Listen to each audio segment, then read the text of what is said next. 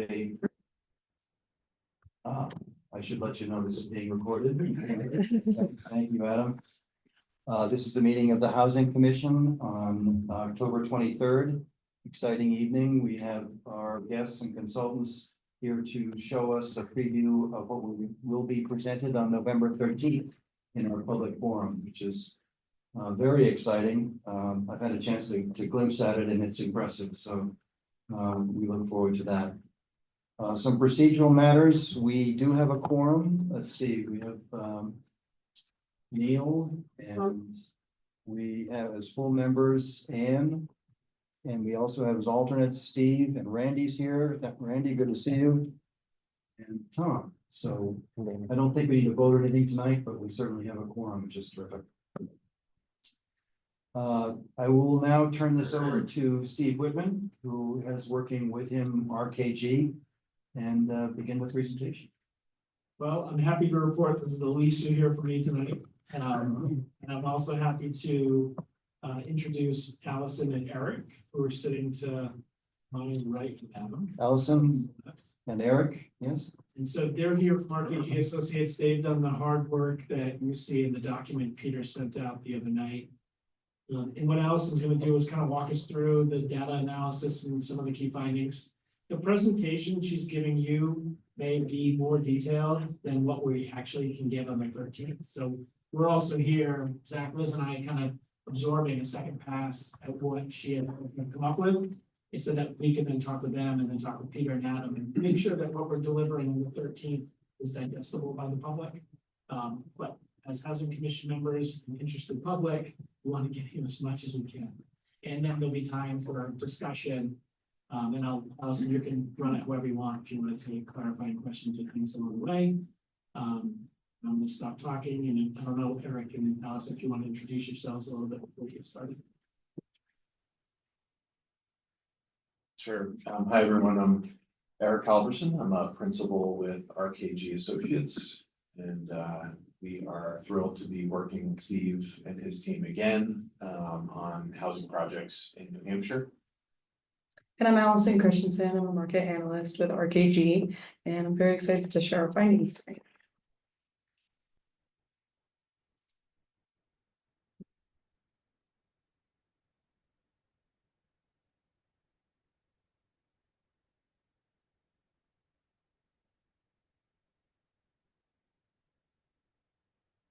So while we're getting this pulled up, I can speak a little bit about the process of pulling this document together. So I believe that you've all seen the document before meeting tonight. So the process really started with looking at master plan and the regional plans. And from there, going through the census and Redfin and market data, looking at the New Hampshire housing and rental data as well. So this is a culmination of multiple sources to get a grasp of what the character of the community looks like.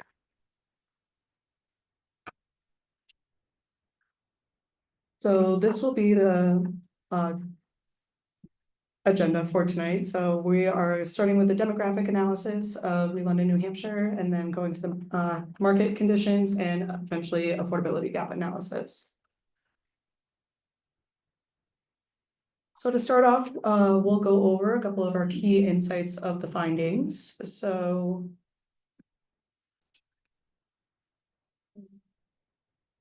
that's all right. I can go around. Yeah, thank you. So the key findings, there's a demand for diverse housing options. New London is predominantly single family homes. So there's a need for other structures within the community. There's also affordability challenges for housing. So there's a large portion of the population that spends more than 30% of their income on housing costs. This includes rent and utilities. Additionally, there's rising home prices and gross rent in town, which only makes the affordability challenges heightened. There's also an aging housing stock where the majority of housing structures were built before 1980. And finally, there's a high vacancy rate due to seasonal vacancies. So the vacancy rate in New London is around a third. Now we'll go into demographics. The total population of New London, New Hampshire is around 4,400 residents. There was a slight decline over the past 10 years, but the projections show that by 2045, there should be around 4,700 residents in New London. And by looking at the distribution of ages of residents in New London, we can see that a lot of this growth will be seen in older residents. Those 65 and older, but there is a large portion of residents that are 45 years and older. I believe it makes up around 64% of the total population, where 36% of the total population is older than 65 years old. This age demographic usually indicates that we need smaller units, particularly ownership units, as empty nesters and retirees are looking to downsize. Looking at housing stability, we can see that about 90% of residents stayed within the same home as they did the year before. This also indicates that there's limited mobility within New London, where only about 2% of residents move from elsewhere within the region.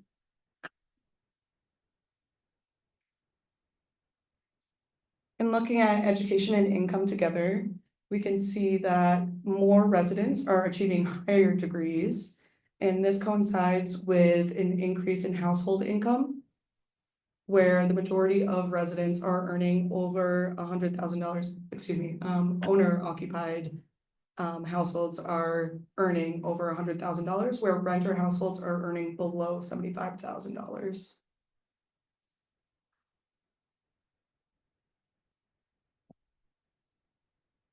And then looking at household size for both renters and owners, the average household size is about 2 people. So this emphasizes the smaller housing units where it caters to more 1-person and 2-person households.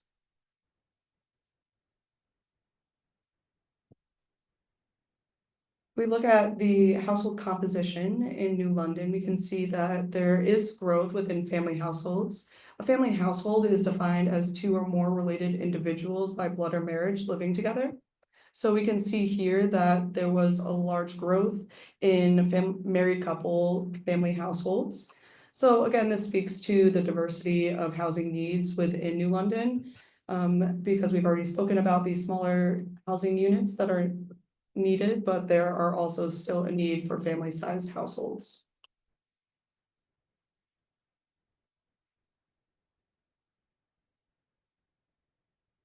For employment, we can look at incomes and compare that to housing costs. So employment in New London has grown by about 4% in the last 10 years. And here we've highlighted the top 10 employment sectors as well as occupation categories.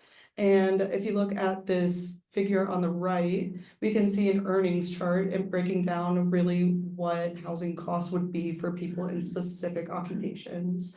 So in order to calculate this, for rent, we did 30% of the income as it applies to housing costs. And for the home sale, we used an internal model that we run for affordability that factors in mortgages and taxes and a few other things that are applicable to housing costs. So as you can see here, many residents who are in lower paying occupations cannot afford to live in New London, whether that be to rent or buy. And you can see that even at the highest end, it is unattainable to buy a home with these incomes. We have a further breakdown of these earnings and a couple examples of dual income households and their earnings for what it would cost to rent a unit in New London. So we were able to talk to Snow Construction, who owns about 24 units in New London, and all of those units are rented at about $2,200 a month. So an annual income, dual income or singular income would be around $88,000. This closely follows what the median household income is, or as was projected in the ACS tables for 2022, where the median household income was just over 87,000. And I should also mention that the gross rent, as indicated by the ACS tables from the census, was just under $1,400. But we were able to take more accurate depictions of rental costs through the Merrimack County median monthly gross rent from the New Hampshire Housing Rental Survey. And so that was just over $1,500 a month for rent. So if you can see here, there's a couple examples of dual incomes that could afford these median gross rent.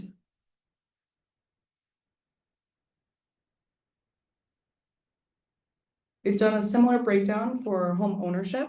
So the median sales price of homes as indicated by Redfin was $561,000. And Zach was able to do a GIS analysis to find that the median home price of a single family home in New London is $619,000. So as you can see, these incomes are a lot larger than what was previously shown for the rental slide. But again, we showed a couple examples of dual incomes that could afford homes at these prices.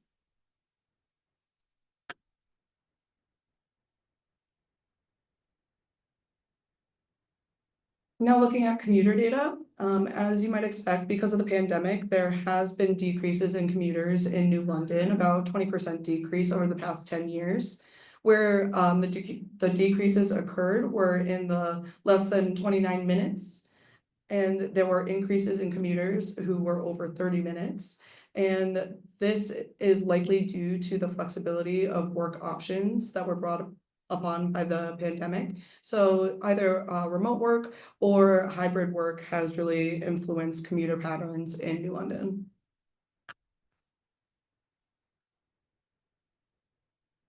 Now looking at the distribution of single family homes, as we've already discussed, New London is predominantly single family homes. So again, this is another analysis from Zach. But we can see here in the dark pink, there are single family structures on these properties. In the lighter pink, they are single family lots, but they do not have a single family structure. And the rest are non-single family lots. And you can see here that it's about 85% of the housing stock is single family homes. So this really highlights a need for a diversification of housing stock in New London to cater to a diverse population.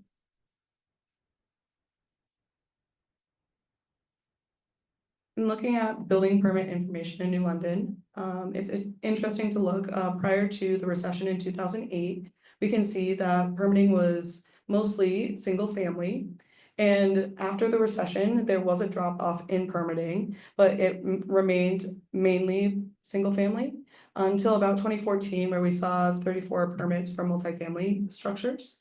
And permitting has yet to recover from the 2008 recession. So this is another key point to focus on when discussing the diversity of housing stock in New London.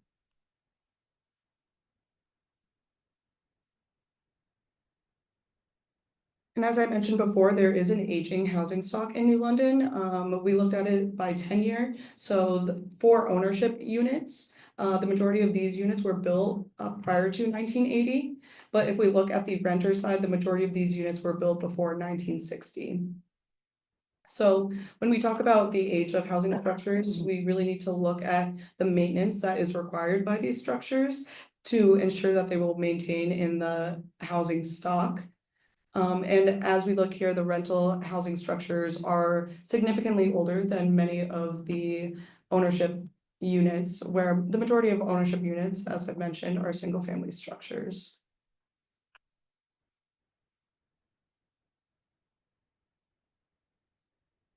And here we can see the seasonal effect of vacancies in New London. So as I already mentioned, about 1/3 of New London's housing stock is vacant, and this is really driven by seasonal vacancies.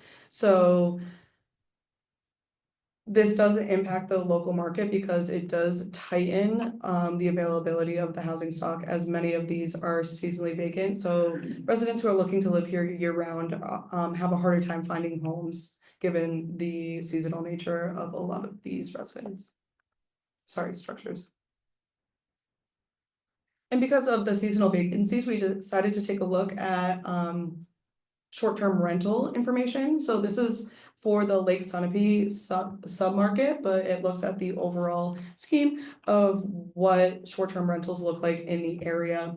So we can see that there is an increase in active monthly listings of short-term rentals, and that during the summertime is the peak season for these short-term rentals, where about 70% are occupied.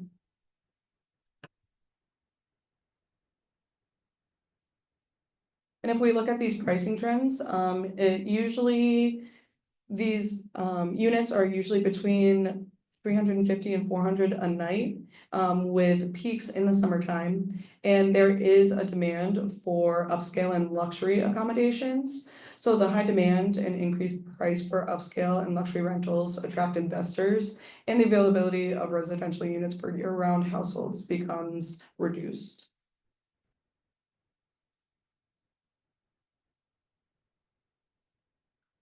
And as you might expect, the home value distribution is increasing in price. So about 44% of all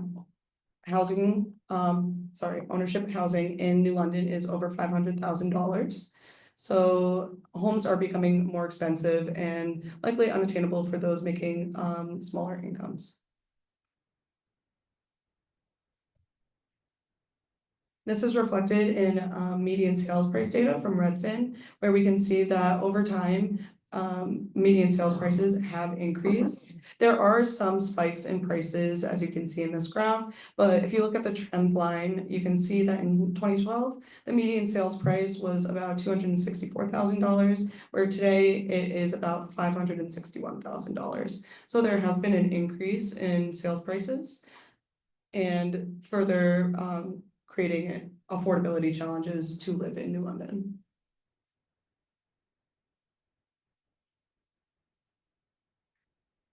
Similar effects are experienced at the rental level. So the distribution of gross rent is shifting to higher rents. So about 10 years ago, the majority of renters were spending under $1,000 per month on housing costs. But recently, the majority of renters have been spending more than $1,000 on rent. I think it's important to note here that gross rent, as defined by the census, it includes all rents that are experienced in New London. So it could be a son renting from his mom and spending $200 a month and paying that to family members, or it could be market rate units. So it really is a culmination of all rental types in New London. And here we can see that also the median gross rent is just about $1,400 as estimated by the census.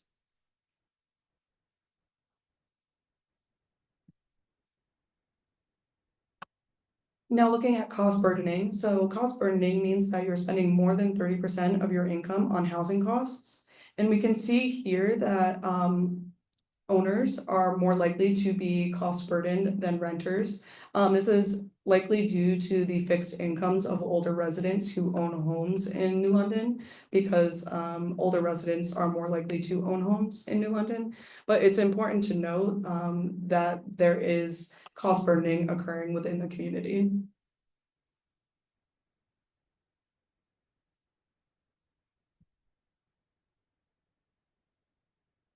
And so now we can talk a little bit about incomes and what it means to own or purchase or rent a property. So if we look here, we can look at the area median income, which really it's defined by the region, where half of the residents are earning more than the median income and half are earning less. So that's what we're looking at when we're talking about area median income. But there is a high demand for affordable housing in New London, with not enough supply for that demand. So there is a higher demand for ownership units in New London than for renters. But we can see here what people making below 50% AMI can afford for a home. So we broke it down through FHA loans and conventional lending loans.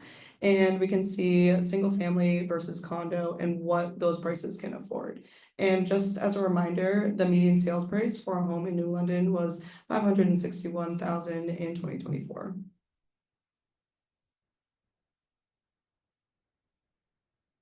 And if we look at rents, what those making under 50% AMI can afford is below the median income.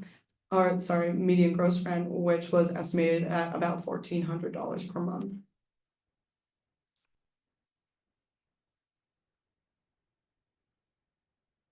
So here's a supply and demand gap analysis of ownership units in New London, where we can see at the lowest ends, there are deficits, and in the middle areas, there are surpluses, and then again, at the highest end, there is a deficit. So if we look at the lowest end for home ownership, this is really speaks to say that there is not enough affordable housing in New London, and it is likely that those making middle income are buying down in the market, which constrains those affordable units further and often forces those making less to buy up in the market and spend more than 30% of their income on housing.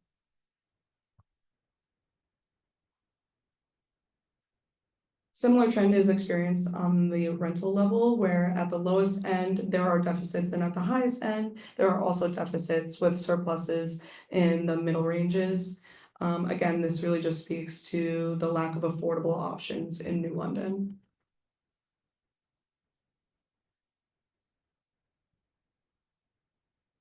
And I'll open the floor to any questions.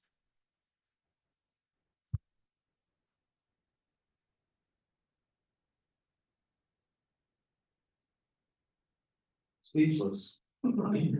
Very good. A lot of meat here, a lot of numbers, but it ties together very nicely. Peter, can I just sort of sitting through this big presentation again, there were just a couple things I wanted to just re-highlight, if please, that's okay, maybe that'll help spark some discussion. I also have some questions for the group, as I'm not a local, so hopefully you all know the town better than Allison and I do. Yeah, some of the things Allison talked about that I think are maybe important talking points with you and the community. One, about a third of your current population is over the age of 65, and that number has been growing. And I imagine that number will continue to grow, and that's not a trend that's unique to New London. It's a trend that we're seeing pretty much everywhere with the aging of the baby boomer population, where we have a big cohort of people, or a large number of people in the age cohort. And we also know that people are living longer. So the sort of housing continuum that folks in that age group need range from everything from staying in your single family home because the only way you're getting out of there is being dragged out of there, to I recognize I need help because I'm at a point in my life where I need that help. So I want something that's different. Maybe that's a smaller unit with less yard to take care of and house to take care of, all the way to I actually need assistance in my life from a professional. Can I move into an assisted living or maybe even an independent living facility? So I think there's that segment of the population, and what do they need? I thought it was also interesting that the 18 to 24-year-old population shrank between the two ACS years. You have a college here, so is that related to enrollment? That's not something I think we looked at, just like the enrollment trends at Colby. Or is it the town has become so unaffordable that people who are either graduated from school or are not going to school can't live here, or they don't want to live here, and they're moving somewhere else where they can afford or find a job? So that's an interesting question that I had. On the commuting patterns, I thought, I know that's sort of an abstract data point. It's important for us to look at because we see the number of commuters coming down. There's a couple of reasons why that might be. If you have a growing number of 65 plus residents, there could just be more people retiring out of the workforce, therefore you're not commuting to work. But here, there could be two other things going on. One, the rise in remote work, particularly in Maine and New Hampshire, we've seen has been a big thing. People are moving moving out of Massachusetts, they're able to come to a place where it's cheaper, and they're moving into communities like this because it's beautiful, it's full of recreation, it's a great community to come to. So that could be a reason why you also see commute times going up substantially. People are commuting further, but for fewer days out of the week or out of the month. The other thing is the growing seasonal vacancy. So you could have people selling their year-round house to someone who then buys it as a second home or a seasonal home, which the census defines as someone who lives in that home for less than 6 months. So if you have people who are living there seasonally, they're likely not counted as a commuter. So we kind of look at that stat because it helps to just paint this much broader picture about what might be going on with the community. Just a couple of other things. I think the age of the housing stock is interesting as we think about strategies and investment in the town, but particularly the rental stock, like 57% of that's pre-1960. So that's, you know, and you could see it with the ownership. The bars in Allison's graph for ownership there's a little bit of variation there, but not a lot. They're fairly, you can see there, you know, there's a lot of investment in each of those kind of blocks of years, but for rental, that number, the percentage is very high at 57%. It really trails off after 1960. So there hasn't been a lot of new rental stock. I think as a result of that, the rental stock is older. We don't really know what condition it's in. Hopefully it's still being kept up, but maybe it's not. But we also see without the rental stock, we have high demand. There's no investment in the stock. There's no new stock or limited new stock. So we see growth in pricing. So as the price goes up, cost burdening goes up for our rental, for our folks in rental housing. We also know that, and again, this is not unique to London. Renter households are often more cost burdened at a much higher percentage than owner households tend to be. So they end up being the more vulnerable households and residents in our community from a pricing perspective.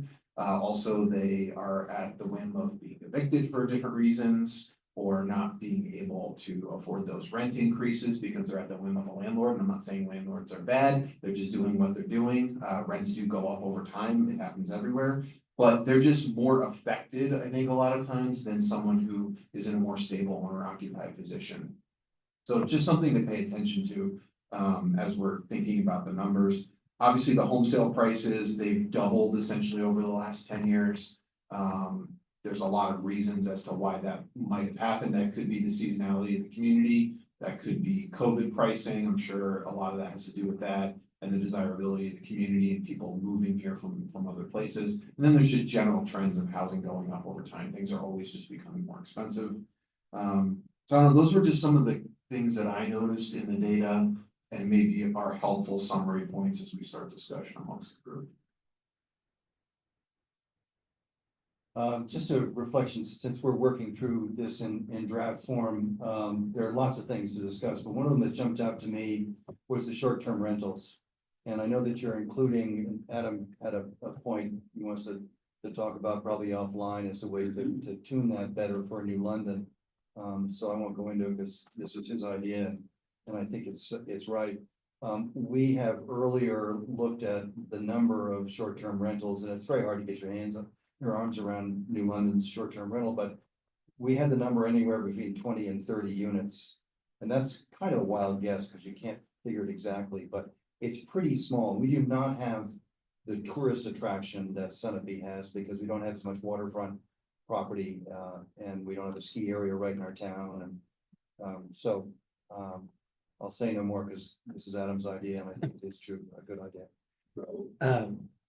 Two questions on the short term. One was if we could define how many towns are in the Lake Sunapee market, to just have an idea of what 300 covers for territory, or 388 or 66, I guess. And then I know the town of Sunapee, I mean, I guess seeing the towns in there, at least Sunapee has a rental registry. So if we could sort of get their number, subtract that, and maybe fine tune it a little bit. And I'm not sure, I guess we can connect on what the other towns are. I'm happy to reach out to their planning offices to see if they have codes too. Yeah, very frustrating with their DNA data. We just worked with Steve and team in Meredith. We pulled air DNA data. You used to be able to get it for the town itself. and isolated, and they must have changed something between then and now, and they've limited it now to these broader regions. I didn't know that until I paid for access to the data, and then I got in, and I was like, oh, changed everything that they're reporting, great. So that's why the data is less detailed than we were actually expecting when we bought the data. But if there are ways to hone it, we're more than happy to work with you on that, yeah. And a rental registry in a place that doesn't have one that has a lot of short-term rentals is a way to keep track of that and actually have contact with the owners over time, particularly if you have issues with the Yeah. property. But in a place that has maybe 20 or 30, it may not be as big of a deal as it is in Meredith or certainly in Sunapee or other communities, but we're happy to do that.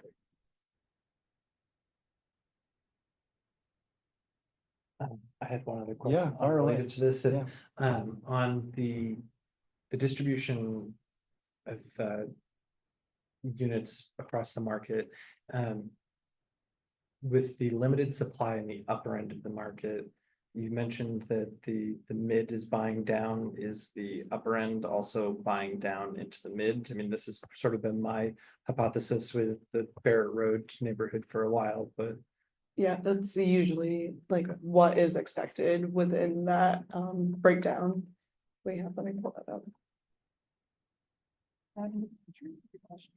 so the essentially what I've noticed when I go for meetings with people who have recently bought houses is that they are then, they might be buying a house in the mid-market, but they're immediately putting $500,000 plus into the house because they couldn't find what they wanted in their price range, and they're making it what they want.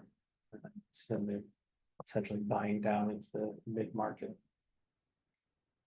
Yeah, that's one of the, I like this analysis, but it can be hard to interpret. Your interpretation of it is perfect, spot on.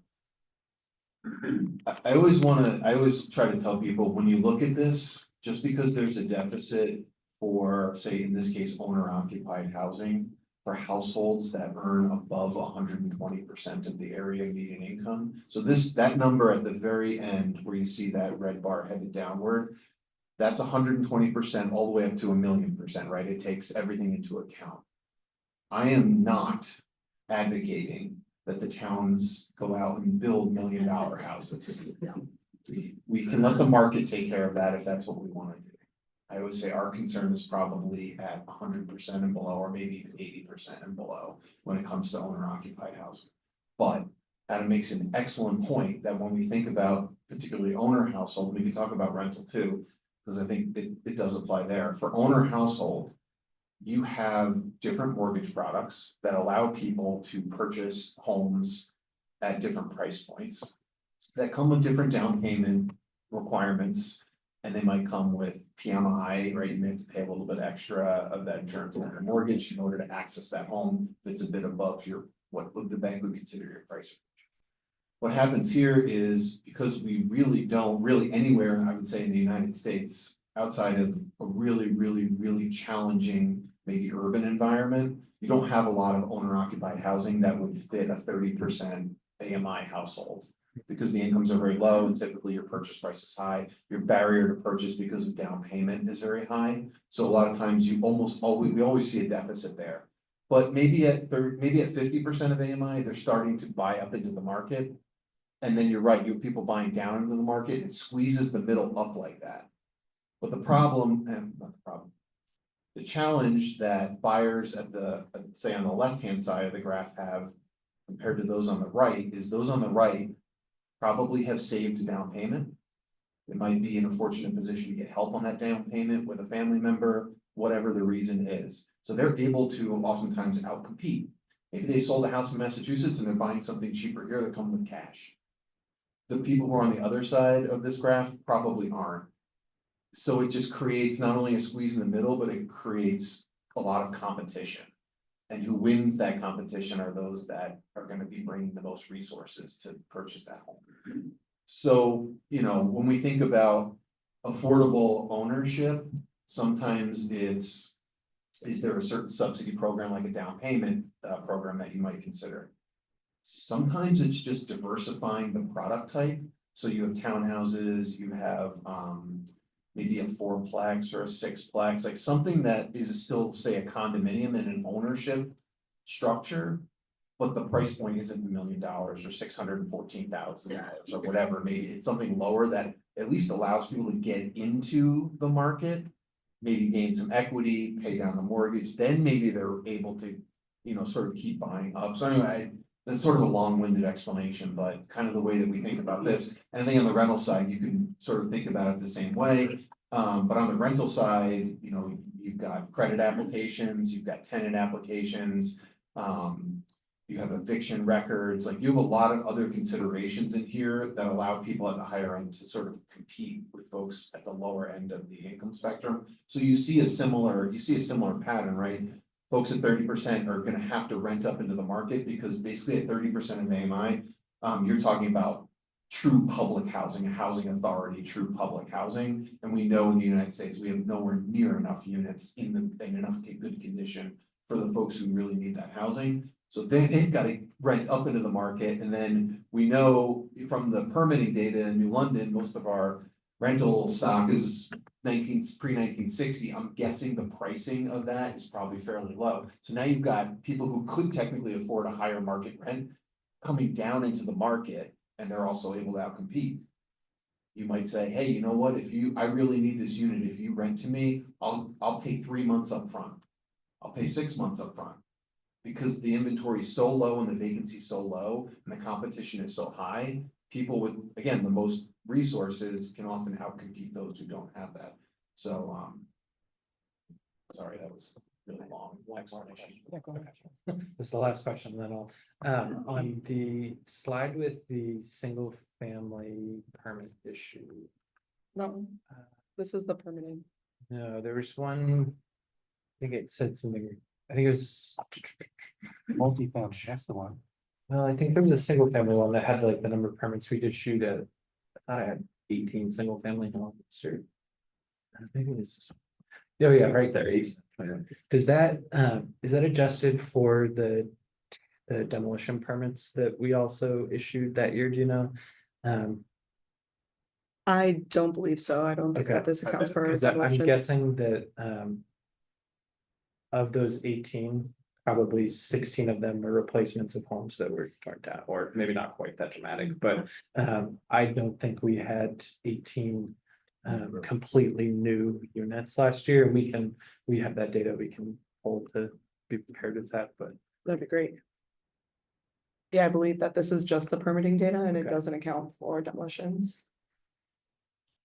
The other anomaly in this chart is the 34 multifamily units. Yeah. And could that be Harry Snow's conversion? Over No, on, because I was was- it Cooler Lane or Cottage Lane. Cottage Lane? I was here for that and I got here in 17. It just stands out so much. 14. I'm trying to think of what multifamily was built. Maybe something at the college was new residence hall. Bill, were you on the planning board then? Do you have any? It's a lot. It is a lot. We may be able to query our assessing software by year of construction.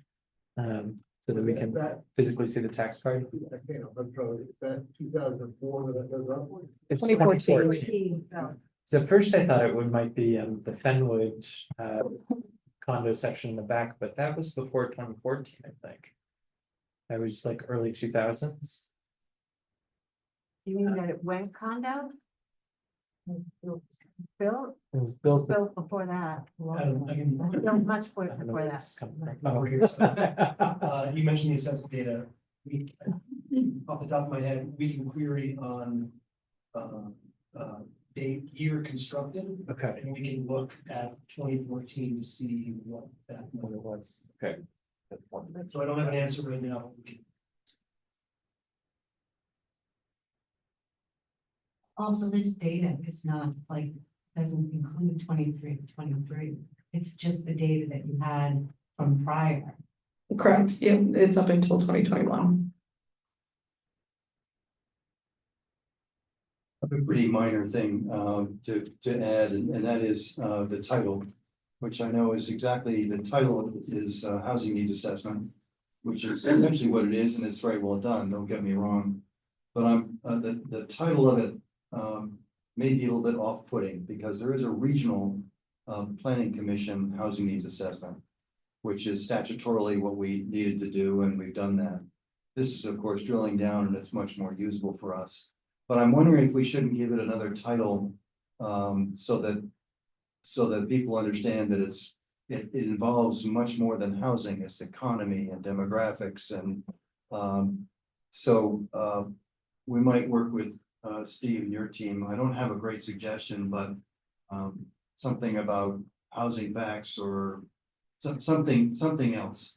In other needs assessments that we've used, we've referred to them as market conditions, so something along those lines, I think would be fitting for this.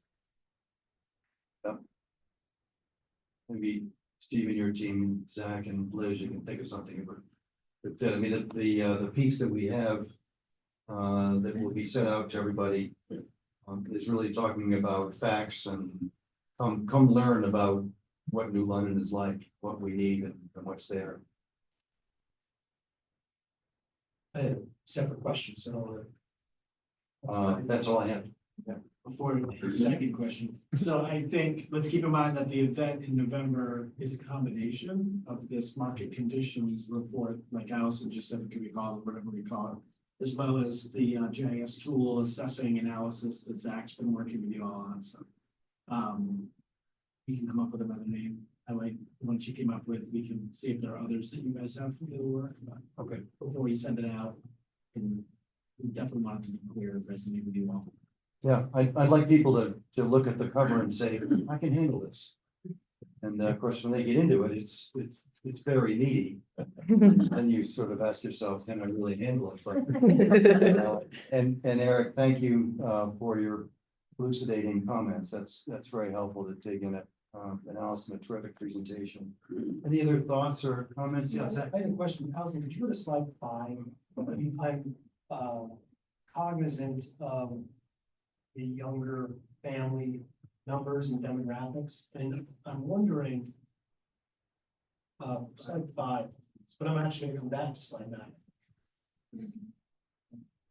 Sorry. Yeah, so in that left-hand graph, population by age, so the population from 25 to 44 has increased in the past 5 years. Yeah, yes, it has, but there is also a margin of error that needs to be accounted for with census data while we look at this. So although there have been increases, we like to look at this as a trend. But the exact numbers are.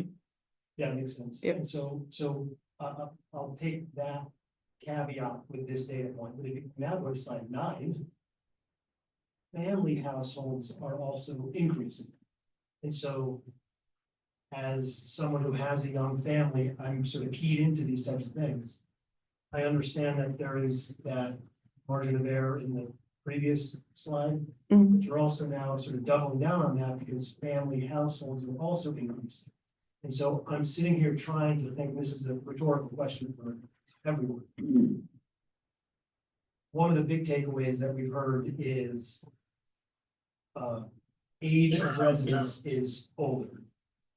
But we're also seeing some things that might not be as loud. But it seems like they're there, that there's this underlying little bit of information about younger families.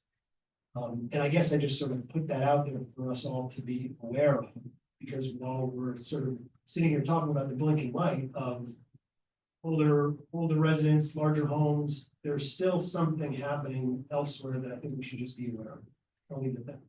Sure, and I think that also to speak to the family households is particularly the married couple increase in family households. The census defines it as 2 or more related individuals. So often with older populations, they are downsizing and they are married couples that are moving into the same households. So I mean, to your point, there are other things happening other than just empty nesters and retirees moving in, but that does make up a large portion of these family households. Right, and there could also be older parents with an adult child moving in, so it's a good point, yeah. Not to go too deep on this, but it would be good to look at the raw numbers on this instead of, in addition to the percentages, because one thing with the seasonality of the community is seasonal housing has gone up. These numbers, even though the percentage has gone up, these numbers can be very similar, right? Because you're starting with a different denominator in the equation. If you're starting with fewer year-round householders and that number that number like changes, it could actually have an influence on the percentages. Meanwhile, it really didn't change all that much. So we should look at the numeric number as well, but good point, Zach, I appreciate that. Yeah, I think looking at the numbers would make a lot of sense. It just seemed to me. Is there something else happening here that isn't a big flashing red light, but to be cognizant? Just have a question. Mostly for the audience and the commissioners. Do you feel like this information is a lot of information and you're doing a lot to like understand what it is? Like the key takeaways, are you getting it? I'm just asking. It's a lot of data. We're gonna present this to the town. And I just wanna make sure that the town is saying, hey, I got that, what that guy said. I was right there the whole time. If our audience isn't getting that, then we have to whittle all of it down. That's the plan. Yeah, we're definitely not going to present this level of, it's way Sorry. too much. I didn't mean to be like. I just don't. This is not a dress rehearsal. for I don't want the town turning away because they just got like, woof, I can't deal with all that. Yeah, this is a lot of data and numbers, and usually when presenting to the public, we really reduce that to this is the key takeaway of what this means. So older residents are moving in, okay, that means that we need smaller ownership units because that is what they're looking to live in and downsize to. So just as an example, but like continuing with that. Yeah, absolutely. I should have made that clear in the beginning. No. We're going through the depth of this report and because this will be put out when we're all said and done, and you can really use it to understand things. I have a question about population and age. I'm looking maybe at an earlier draft. It's on page 5, but it's the curve of total population. Doesn't necessarily reflect age. It's interesting to me that the population tops out in about 2040, maybe 2045 or so. Which is an interesting reflection, if you will. I'll be long gone. But what happens to the housing? And if we're having a decreasing housing size now, because empty nesters are looking smaller, and starter families and younger people need to start small so it's affordable, where does it go after that? What happens in 20? I mean, it's not a huge issue to this commission right now, but this is showing a decrease in population. Yep. Is that because the boomers are passing away and? And we're not replacing. Mhm. So if you were to just look at some of the trends from the American Community Survey data that Allison went through, you'll see like under the age of 18. And the households that Zach was mentioning, like in that 25 to 44 year range, there's been very little change in the last 10 years. So I would assume that this projection is taking, we didn't do the projection, it was done by the state of the regional planning commission. We just borrowed their numbers, but what I would assume they're saying is gonna happen is you have an aging community. You're not really replacing those residents who are either moving out or whatever they're doing, over time. Yes, thank you, moving along one way or another, whether out of the community or just another way. And you're not replacing them. And then I think from a housing conversation, it's, well, okay, why aren't we replacing them? Obviously, birth rates are pretty much going down across New England uniformly. So we know that that's a challenge. But we also know that housing affordability is a real challenge in a lot of our communities. So how do we attract and retain a younger demographic? Whether that be just young people who are graduating and want to stay in the community or want to be able to work in the area and live here.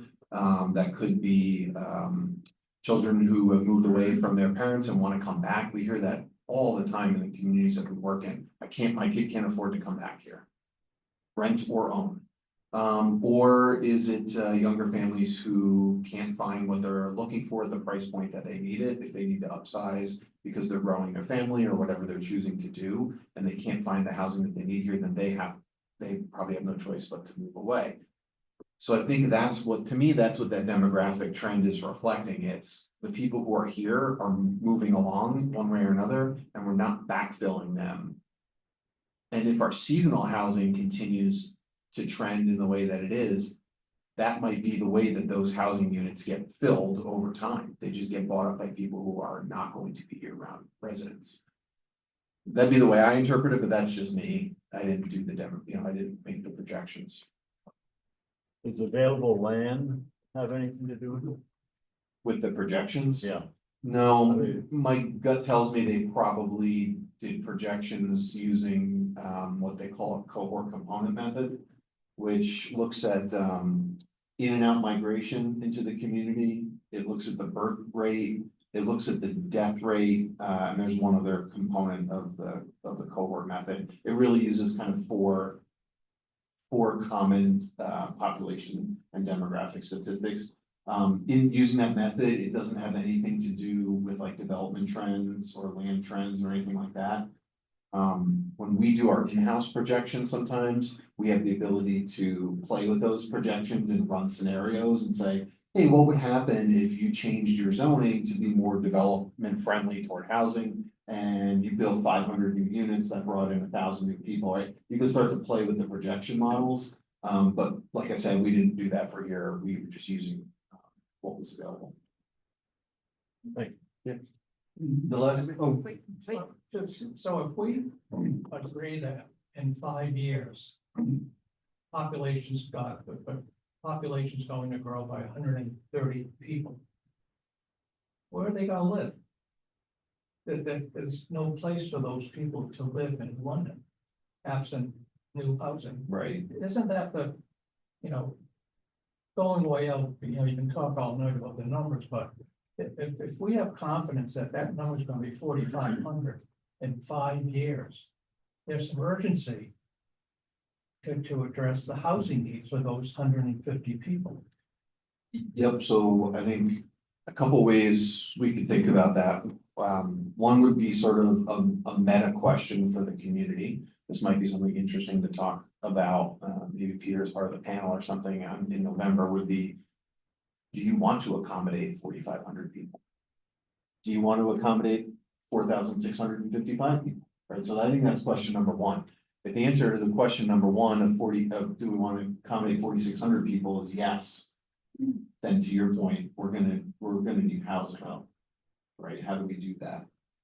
The other thing I would say is that population projection could potentially, again, we didn't do it, so I don't know the ins and outs of it, but it could potentially be looking at, if you have an older adult in your community living in a single family home and they're just one person, their spouse passed away, their children have moved away, they're one person. Let's say they move out one way or another, they're replaced by a 4-person household with 2 kids. Right, that's now a net of 3, and your households have increased by, your housing units have increased by 0.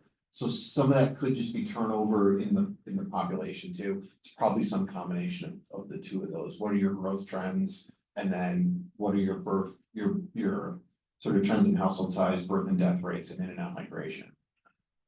But I think the bigger question might be, is this the community that we want to be? Do we want to be 200 people larger than we are today? well, that, excuse me, that is an important question, because in March of this year, zoning amendments that the commission recommended to the planning board and the planning board put before the voters were turned down. And I reached out to as many people as I could, and sometimes I heard, we don't want the town to change. And I get that, it's a high quality of life. I would argue it's going to change, so if you don't accommodate it, then you'll see a decrease in the quality of life, but I get the fact that they like it the way it is, so there is, and our approach to this whole HOP grant was, let's get facts on the table. Let's educate ourselves fully and not be responding to short-term discussions or lawn signs, but really dig deep. And then we'll have a visioning stage, which with community outreach, we will discuss what do we want to have in the town? How will we preserve town character? What types of housing? And then the last phase will be, what's the path to getting to what we envision? So you raised a good point. I don't want to speak anymore before Neil was up and then Marilyn up to you. I just had a few things I've sort of gotten half of them by now. Because one of them was this sort of population projection. I'm curious, and maybe we don't even know the degree to which this factors in climate migration. I feel like that is a possibility that may drive people back here. I think one Category 5 hurricane through Miami, London, so you look at. So I was curious about that. If that also, I looked up the Fenwood development, that was 1997, according to this. There you go. We could definitely look at the methodology that was used behind the Upper Valley Lake Sunapee Regional Housing Needs Assessment, which is where we got these numbers to see if it indicates anything about climate migration. I would guess that it doesn't. Oh, yeah. And I think you're on to something. The demographics that I've looked at, and I'm last thing from a professional, but I was digging in, looking at the federal census data and also the ACS data, which is an entity that's charged with kind of filtering and trying to use that information better. There's a disclaimer at the bottom says it does not include climate change migration. Specific, because they don't know. On the number of people that live in New London, we moved back in 1972. And I think that the population in New London has been 4,500 souls ever since. I swear. Would you agree? I agree. I don't know. Yeah. All right. Oh, here it is. I would agree with you. It's been, so everybody, you ask anybody, and it's 4,500 people. It's always been. I do want to add, the migration to New London, this is my personal perspective, and working in a bunch of different jobs around town, is that we have for a long time a large group of people who either graduated from Eastman or Dartmouth. And then Eastman was developed and Eastman continues to be developed. That has attracted a lot of those people to that town unto itself, basically. And what I hear from my children, who neither one of them live locally anymore, is my grandchildren want to live here. They absolutely want to live here. One of them wants to buy the bookstore. She's 14 years old. And they just, so they're the unknown. They're our grandchildren, not my kids are coming. They're not going to come back, most likely. Full time live here. That's just an aside. But yes, we've been in the 4,000 range for many years. The point you made about the sort of recent retiree boomer looking for the sort of modest size house. I'm wondering if it's worth looking specifically. There's one development in particular that when we did the reassessment, their assessments went up dramatically. And I think a significant reason for that is because it's so desirable for retirees that whether that's a worthwhile data point to look at to say, you know, this is the style of housing that is being constrained, and this is what's happened to the values in the last 10 years. Talking about Hilltop with the 147 units there, that the purchase prices have changed dramatically in the last 10 years. Do you think that that's they have because they were in a real there for a while? They were low income housing. Yeah, exactly. They really were. Truly. And that is not the case anymore. I understand it's not the But case. it's been market driven. Right. It's been market over. Right. Again, like all It's- that stuff, it's market driven. It's not that it's assisted living because you're still independent, but everything to do with it is taken care of except what you put in the unit, period. And what I hear from people who call and want to buy it, want to buy into it, now can they feel it's a community within the community that have instant friendships. They're coming from, they don't have any friends here necessarily. But it's desirable because it has a college, it has a hospital, it's a grocery store, you can walk to them, blah, blah, blah. So And I think all of those are the reasons why it is a great place to retire, but I think to the point of those are the type of units that people are looking for. And we have a fair number of transactions there every year that we could, you know, it could sort of be an experiment that we have data points on to say, you know, in the last 6 years, they've doubled in value, and, you know, it sort of speaks to the desirability of that style of unit. I think that would be really useful information, particularly speaking to the type of demand that we are expecting in New London. And also give people in the community something that is comparable to what the data is pointing to. Adam, you're just talking about the style of the housing versus anything else, right? Right, I mean, she mentioned the sort of low maintenance, you know, modest size condominiums. 'Cause it's really not inexpensive to live. No, that's my, No, so that's what I'm asking. that's my you. point. Let's be clear about. Right, because if that's what people are desiring to live in. Many times I think people were buying down in the market, they had the ability to afford more, that is just the lifestyle they wanted, and so that has driven up the price there, that it's no longer an affordable place to live for folks. So to be able to, if we're gonna say to the community that that's the style of housing we need, I think it's provides a valuable data point to show this is what's happened to that style as it's become more desirable and will continue to become more desirable. Great. I have questions. Yeah, speak up, sure. Yeah, Adam, when people ask you, this is a tiny thing, because this is what happens to me. None was founded in 1779, right? Right. Yeah, that's what the sign on my. 17 something. Yeah, that's what the sign on my yard says, which isn't really the early 18th century, that's an introduction. Right, isn't it? We call it the early 18th century. It's So it was 1779. So that's a tiny little thing that caught my eye when Yeah. I started, looking at, and I think there's some confusion, not confusion is the right thing, but people that are retiring, and we keep talking about downsizing and all this sort of thing. A lot of the people that are coming here to retire are downsizing from their 14-room house in whatever, and Brookline to a 4-bedroom, 3.5 bath. We're not talking about finding tiny places for these people. I mean, I would not move out from my 4-bedroom, whatever house into a tiny place. I might consider Hilltop if it weren't so expensive. It's crazy. But and even those are 2 or 3 bedrooms and 2 bathrooms, or 1.5 baths at least. So when we talk about, you know, retiring over 65, and I think that number's got to start changing. It's not over 65. How many over 65 people do we know? And I'm far over 65 that are still working, still active in the community.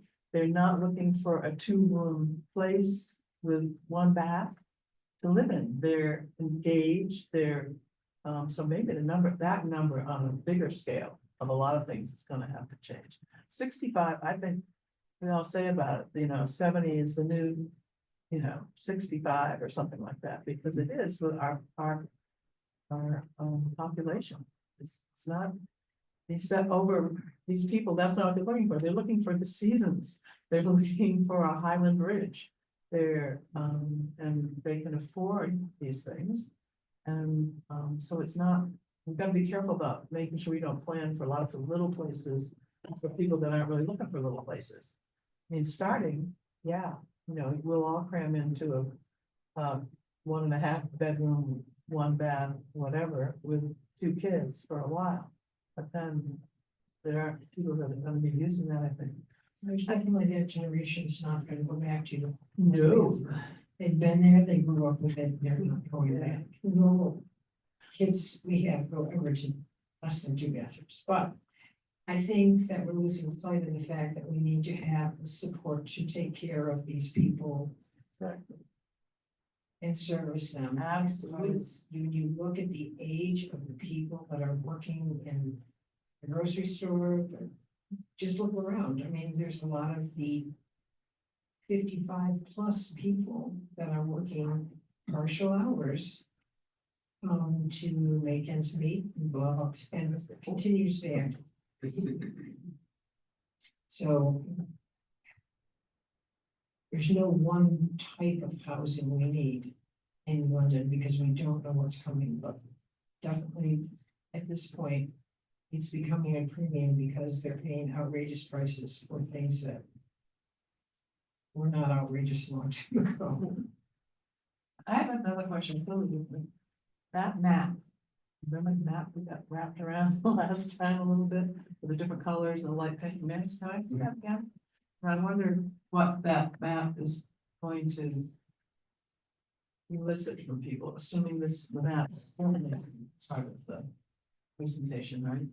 So the dark pink is single family, is that how it goes?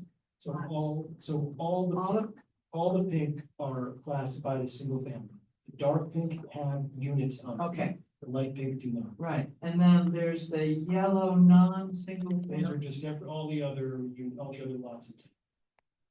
So some of those represent conservation lots too. It's a variety. Correct.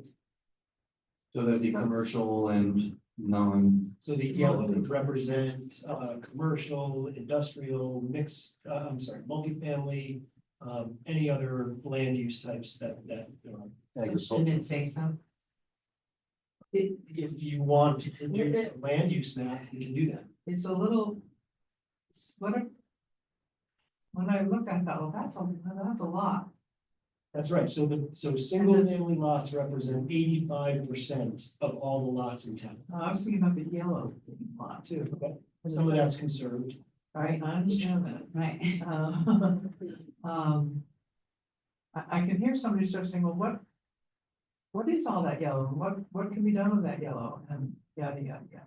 Sure. So I don't know what we should call it. Yellow non-single family Again, lots. It Sounds yeah, kind of. I wouldn't put too much weight on the map. It's just to show that primarily you're single family. Right.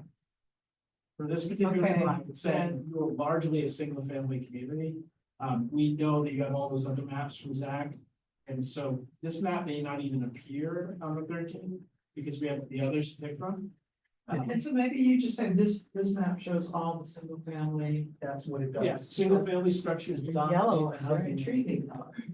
Right, but the yellow, it just begs the question of town folk going, what? What's that? But if you drive around New London, you see it's largely undeveloped. So that's not a surprise. No, but I'm just thinking for the purposes of the meeting, it's slightly, the visual is slightly. We don't even know if this is a good restaurant at the break. Right, That's okay, why I so asked. that's why we're asking. Right, and That's why I if there's a decision that's made to have a land use map that would show all the land uses, that's easy to do. So this map that you're looking at is strictly here to show single family lots. And maybe that's all that needs Do you to want be in land use the map? discussion is that 85% of New London's land mass is devoted to single family homes. Not land mass, not units, lots. Lots. You do. That says to me, oh, wow, we could develop this here and here. Yeah. Sorry, You we're not, You can't build on, you just gotta get we're it not out of catching there. anything without a microphone. Sorry. I The people on recording, I hear though, so. I'm just saying that. it's not on. Linda Hagan. I know you, don't worry. I'm just saying, when you look at that map, my first thought was, wow, we could put there, we could do something there, but it may not be developable, so. Right. To me, I would exclude that, either make it all white, so you're just looking at pink, and you're not talking about any of the other stuff, if you want to make an impact for how much is pink. But then if you want to actually say, where could we put some other this housing? then give me some spaces and show me where it could be.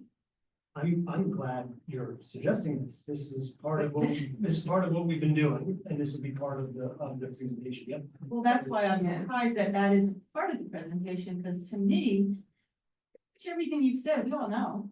And we may not know the numbers, we all know the facts, we all know people are old here. We all know there's not enough places to live, we know people, our kids can't move here, and our this can't move here, and if somebody wants to move, they can't move because nothing's for sale anyway.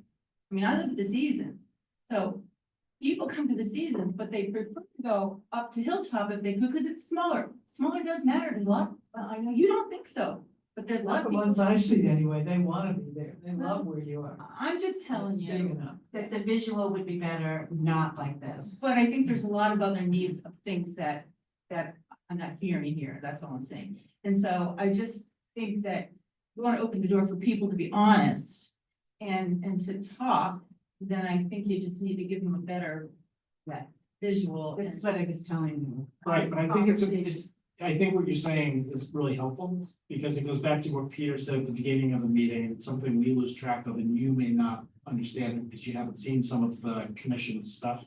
This is broken into 3 phases. Phase 1 is to give you the numbers for the things you already see and understand. So Eric and Allison have been brought in to give us the hard numbers so we can have the conversations we're having. It doesn't mean that we're gonna have a full representation of where the units can go or what kind of units. That's phase 2. And then based on what gets decided by the public, that will lead to phase 3, which is then what needs to change to make those types of units available or possible in those parts of the community. So if you stick with us, we'll first of all reinforce that we all agree with facts. Because not everyone does, and people may not agree on the 13th, and even it's simpler. And then we will unleash Zach again on the mapping tool to really ask some of the questions that you and others are asking. So how far in advance does phase 2 come in? When does phase 2 come in? After November 13th. So really, over the winter into the spring, I think is the timeline for phase 2 of these monthly meetings. Correct. Right. Good comments, all good stuff. And I guess on a minute scale, this graphic, maybe if we turn the yellow to a gray out or a white, it will seem like that's not what you're supposed to pay attention to. You're supposed to pay attention to the pink. Or maybe a minor suggestion. I think we just say 85%, however, it's said correctly. Because the minute you put that map up, whether it's light gray or green or whatever all that other stuff is, it's just a lots of questions. You exhibited exactly what I expected somebody to react, so I think we don't use the map, except for us. Anybody else? Just to Randy? echo and support Linda's observation, and that is, I think the real number that the audience is going to want to know is how much potential for further expansion is there. And that doesn't come from this map. That's correct. We've had a number of housing commission meetings where Zach and Steve's work, mostly Zach's analysis, which was really using the tax assessor's data and integrating it with with the GEIS system, the graphic system, which is a huge amount of work, has given them the ability to look at all kinds of different perspectives on land use, just this kind of thing. And it can be sliced down to some really minute levels that are intriguing and very informative. So that we'll be getting back to that. This was the beginning one. Yep. So good start. Anybody else? Yes, Tom. Just getting off that track a little bit into the attractiveness of the area. I think that has a lot to do with the people that are relocating from wherever and coming in. I know 20 years ago when we were looking, New Hampshire, Vermont, Maine, New Hampshire doesn't tax their pension. There are a lot of financial gratuities out there, which are really fine for people coming from the middle Atlantic states, the south, the west, whatever. And they do overflow here, obviously.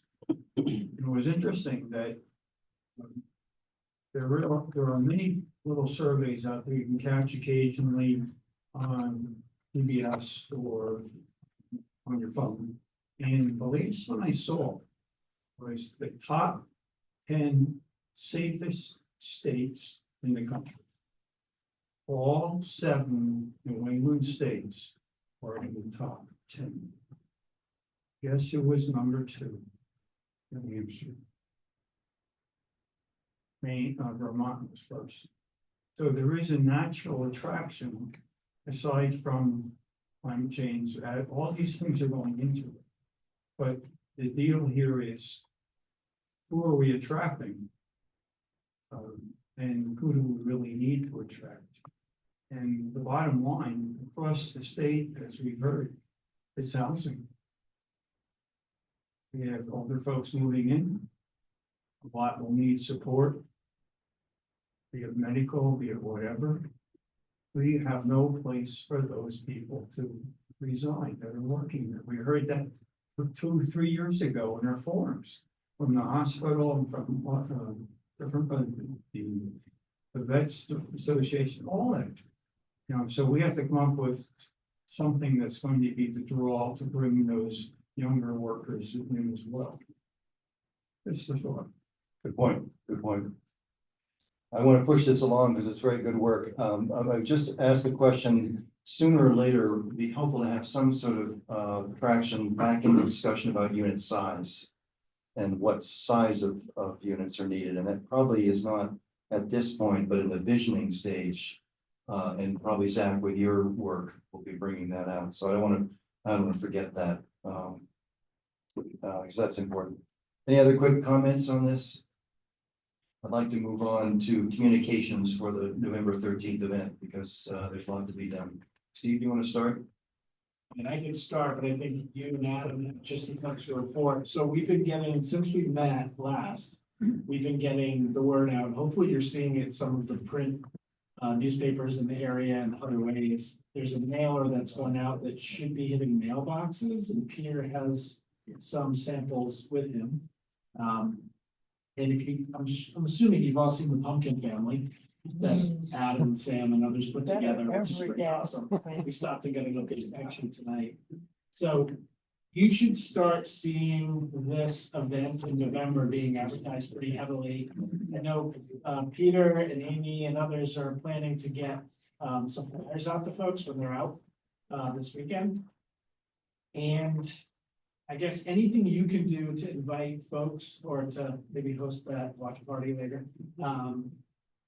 To get the word out, I think coming from all of you, especially those of you that have been attending so frequently and passionate about the topic and want to understand, so you can spread the word, encourage people to come, so they get the information firsthand, they can ask their questions.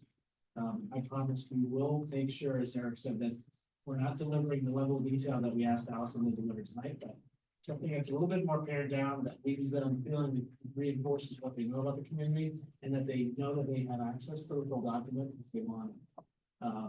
So we're excited. We went over to Weaver Hall today as a group with Peter and Adam and kind of talked about the layout of the room, food. So the pieces are coming together.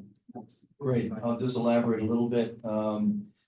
First of all, the flyer that Steve referred to, the mailer that's going out, I passed out some of these. It's on card. That will be going out to every resident and business in New London. By mass mailing, I think on the 25th or the 26th, it's coming out of Lebanon. This is a gift to us from the Navigator grant that Renee Thiel was a part of. You may remember we were part of a Freetown grant, which is the Navigator grant, and they paid for this mailer, which is very helpful. I also have extra copies, extra cards, and you're welcome to take them with you, whatever you'd like, to hand out to people if you have a neighbor or a friend or a business or somebody who's been pinging on you about this, and you want to let them know about this. I was walking back from Colby Sawyer, our meeting in Wheeler Hall, and I happened to be walking next to a gentleman. I said, "What a beautiful day." We got chatting. And I said, "What do you do here?" He said, "I'm a professor of sociology." And I said, "Well, you know, you might be very interested in this." And he was definitely. And so I said, "Well, I'm going to include you on the mailing." But that's the kind of thing where we bump into people and let's spread the word individually. That's the most effective means of marketing. I also made a copy for you of the one pager which Steve and his team wrote, which was written for the press, which sort of describes what we're doing and why we're doing it. I gave that to you because it gives you sort of the elevator speech, which sometimes doesn't come to mind when somebody asks you a question. Certainly it happens to me. So I actually read this every now and then and say, well, that's very concise. It's very well written. Do it in your own words, of course, but that's why you have that. The other stapled page, which is public forum draft community outreach, was a list that I started to accumulate, and then I called Marilyn Kidder. And I said, Marilyn, I'm missing a lot. And what am I missing? And she had great ideas and stimulated thinking, and I continue to add to it. One of the ideas that she had was just go to the annual town meeting report. And in the back, there are a bunch of nonprofits or organizations that make reports to the town. And that was a stellar idea. So you'll see community orgs at the bottom, Boy Scouts, Girl Scouts, PTO, Garden Club, Adventures in Learning, Osborne Sergeant, Bicycle Pedestrian Safety Committee. These are simple emails. We'll be sending this out. So I'm going to start to work with this list and probably will look to the commission to help me with dividing it and sending out word as well. Lastly is the Halloween event, which is on Sunday evening. Unfortunately, Adam and I can't make it. We're going to a planning conference that has housing in it. And we go on every year. It's really helpful for our knowledge of housing, and I'm just a layman, but these are Adam's professional colleagues and it's really good stuff. So I'm not going to be there for the Halloween event, but Amy and Anne are going to be staffing the wonderful pumpkin people. We'll have candy to give out, which I've purchased, and I'll have Amy will take that to the event. So if you can be there and stop by waving, and if people have questions, we also will have half sheets of this 8.5 by 11 that I'm going to print and cut. It won't be this cardstock, but if somebody wants to put it in a Halloween bag, you can be a reminder to join there as well. So that's reporting on that. And so I would also just add as to next steps. Select board meeting is tomorrow night to talk. It's not about budget. It's really an update for the selectmen. Bill and Dee Dee, thank you as our select board members for being here. You were very well informed by your attendance, but also I will be there, and our commissioners that can make it will be there tomorrow evening as well. And I see that we're, I think, somewhere close to being first on the agenda. So the meeting starts at 5:30 at Whipple Hall. That's the select board meeting. Open it up to any public comments. It's always open. It's an open session, but please identify yourself for the recording too, if you would, please.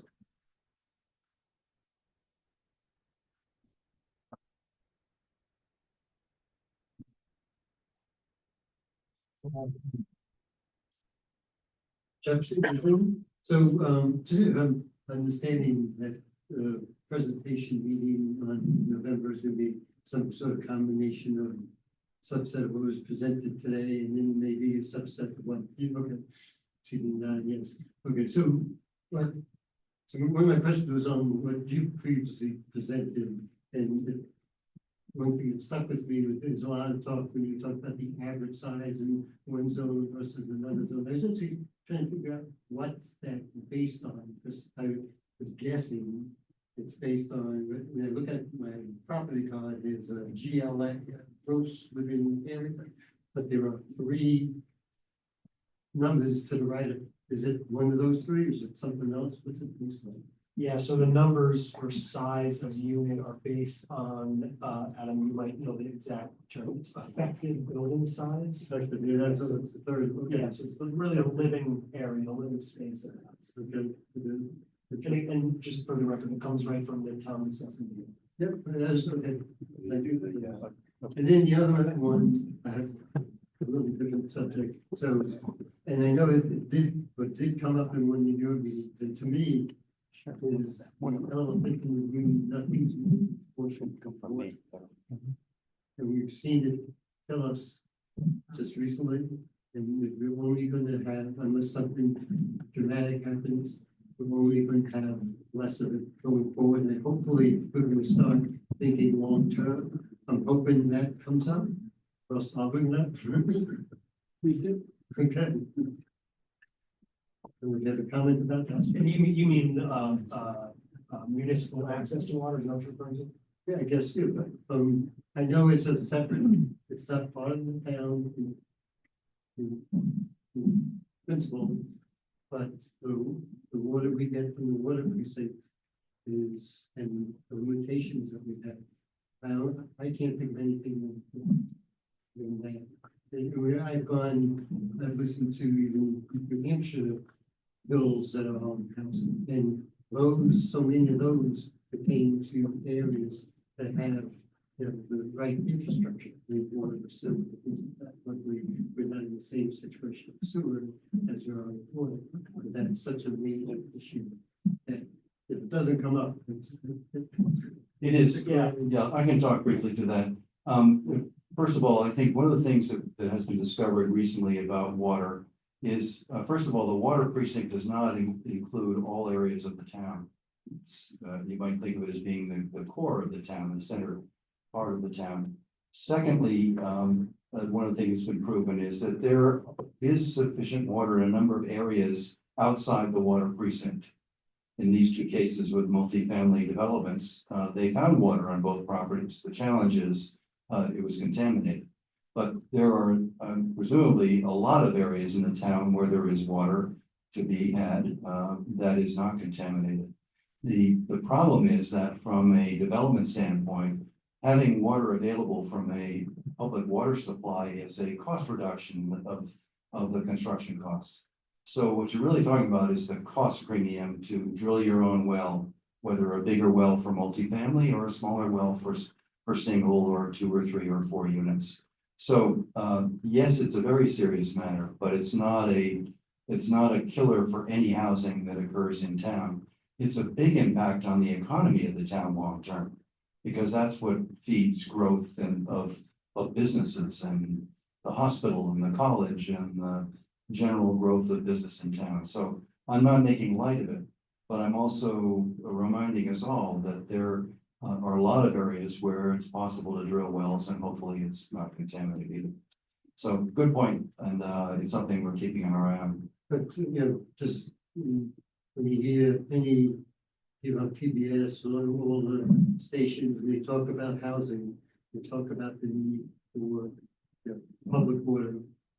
Things, certainly, so many people have wells, but that doesn't suffice when you really want to build workforce housing units that can handle 60 apartments or something. Right. What I'm suggesting to you is the cost issue. Oh, yeah, of course. And that's why, and as a former developer, I know full well, it's expensive to drill and provide your own water, because then you have to pressurize it, you might have to treat it, and it gets very costly. So we're all watching it very carefully, Rich, and appreciate your insight. Thank you. Thank you. Anybody else? Are there, speaking of which, is there anything to report on either? That's next on the agenda. Nothing new to report on either of those projects at this point. Things are still sort of in limbo. The 5 units behind Pella, they are nearing completion. I think we will be doing inspections in the next 6 to 8 weeks.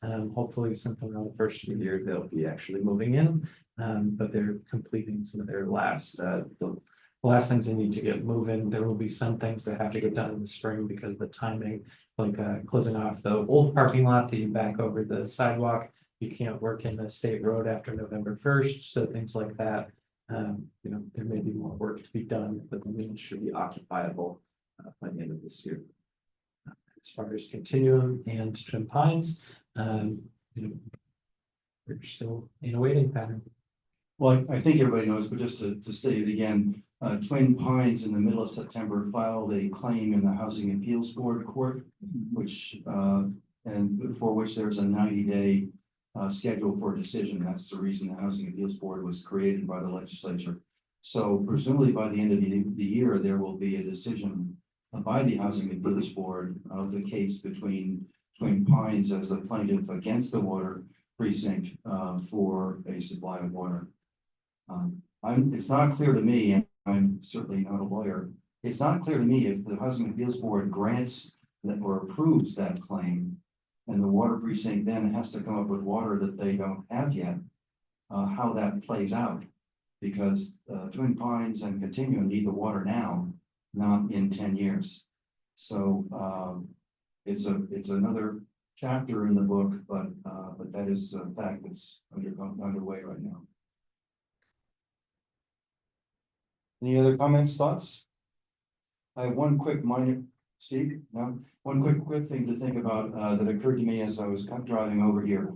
For this November 13th event, the commissioners will be, I hope, front and center in connecting with the community. Steve and the team have been talking about how we as commissioners are empowered and charged with engaging with people and answering questions and listening to their comments that would occur. So I'm going to work with Kim and perhaps Adam or whomever to get name tags for us so that when the commissioners are there on the 13th, we're there with some knowledge and notoriety to people. So they say, hey, you're the commission. I see that, and I'd like to ask you some questions. So just a point to think about some answers to questions that you might be receiving. There being no other comment, nothing else, I'll entertain a motion to adjourn. So moved. And seconded? Second, all in favor, say aye.